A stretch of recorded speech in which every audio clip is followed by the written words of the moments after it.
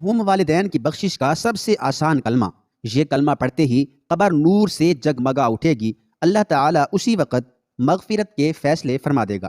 بسم اللہ الرحمن الرحیم، لا الہ الا اللہ محمد رسول اللہ۔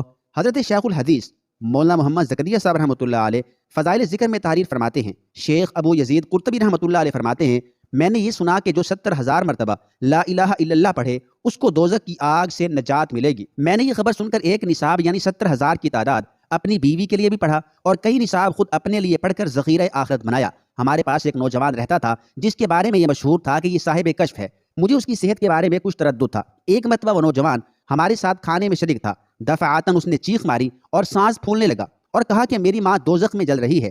اس کی حالت مجھے نظر آئی۔ قرطبی رحمۃ اللہ علیہ فرماتے ہیں کہ میں اس کی گھبراہٹ دیکھ رہا تھا، مجھے خیال آیا کہ ایک نصاب اس کی ماں کو بخش دوں جس سے اس کی سچائی کا مجھے بھی تجربہ ہو جائے گا۔ چنانچہ میں نے ایک نصاب ان نصابوں میں سے جو اپنے لیے پڑھے تھے اس کی ماں کو بخش دیا۔ میں نے اپنے دل میں چپکے سے ہی بخشا تھا اور میرے اس پڑھنے کی خبر بھی اللہ کے سوا کسی کو نہ تھی، مگر وہ نوجوان فوراً کہنے لگا کہ چچا میری ماں دوزخ کے عذاب سے ہٹا دی گئی۔ قرطبی رحمۃ اللہ علیہ فرماتے ہیں کہ مجھے اس قصے سے دو فائدے ہوئے، ایک تو اس برکت کا جو 70,000 کی مقدار پر میں نے سنی تھی، اس کا تجربہ ہوا، اور دوسرے اس نوجوان کی سچائی کا یقین ہو گیا۔